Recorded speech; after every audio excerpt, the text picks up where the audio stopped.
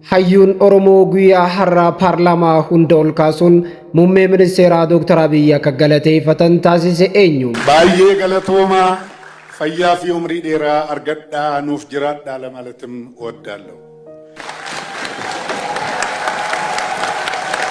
Harargee garuu akkamitti ibsitaati?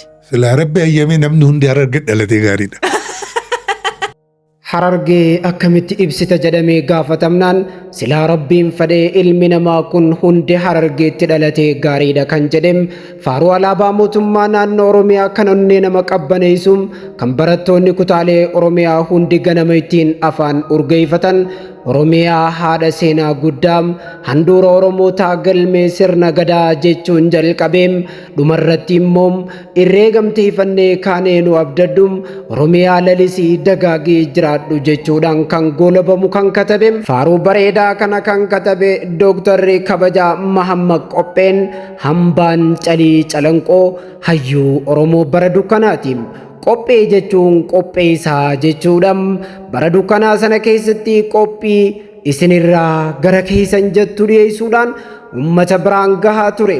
Gaazixeessaan Mahammad Qopheen hangafa gaazixeessitootaatiin miseensa mana marii bakka bu'oota ummataati yeroo ammaan tanaam waancaa Afrikaa qopheessummaa Itiyoophiyaatiin gaggeeffame waancaa Afrikaa jahaffaa nama jabaa gaazixeessaa Itiyoophiyaa keessaa istaadiyeema Dirree Dhawaa keessaa laayivii dabarseedha. Reediyoo Itiyoophiyaa damee Harar keessatti seenaa hedduu hojjetee jira.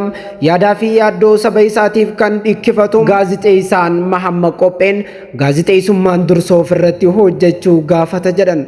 Bara ammaa kana keessa ka maraates ka barates hundi ni hojjeta kan jedhan garuu warri maraate akkuma balbala ibiddaa kan yeroo tokko ol ka'ee dhaamuuti jedhan.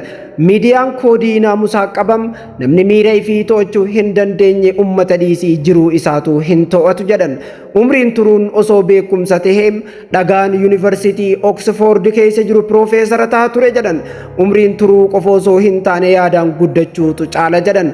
Bishingaan torba kufeeti torba ka'a akkuma jedhamuun rakkoo hunda injifachuun nama bilchaatee nama hubannaa qabu nu gaafata jedhan. Gaazixeessaan gameessi kun jalqaba oduu kan dubbise bara dargiin dhufee waggaa takkaffaa fulbaana 2 guyyaa warraaqsa Itiyoophiyaa jedhamuun kan beekamu gaazixeessitoonni hundi hojiidhaaf bahuun inni qoftiin manatti yeroo hafeedha.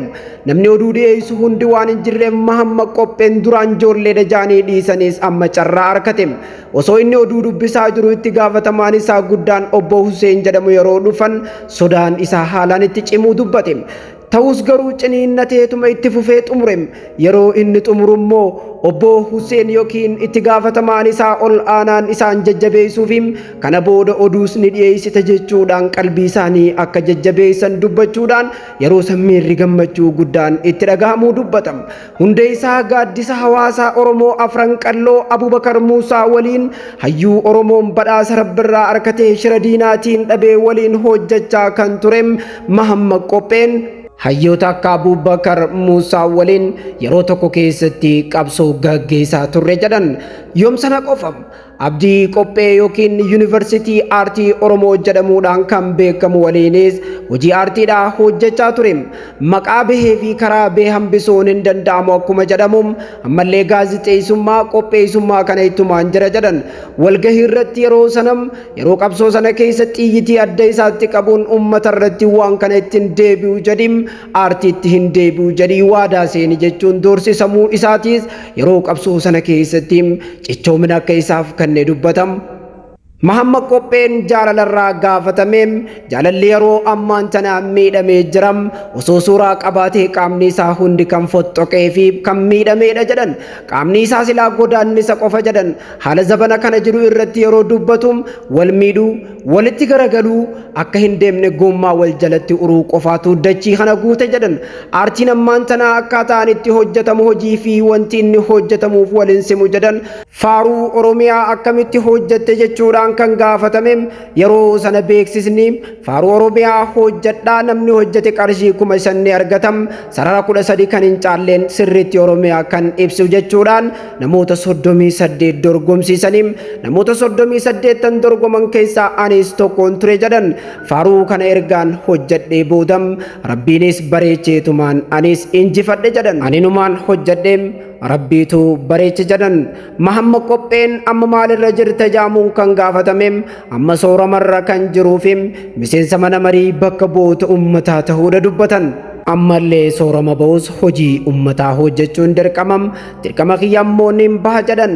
Gaafii haalli fayyaa isaa maalirra jira jechuudhaan gaafatameef waggoota 20 dura onneen isaa operaasiyoonii kan ta'e ta'uufim valvii artifishaaltiin jiraachaa kan jiru fayyaan isaa haaluma gaarii irra jiraachuufim hanga rabbiin kiyya addunyaa irra na jiraachisem numaan jiraadham ummata kiyyaafis numaan hojjedha jechuudhaan kaameetii poodkaastii waliin intarvii taasisem. Interviisaa irraa guyyaa har'aan tanam paarlaamaa irratti gochaa inni hojjete sababeeffachuudhaan kan fudhanneedham kaameetiinis galatoomaa jennaan.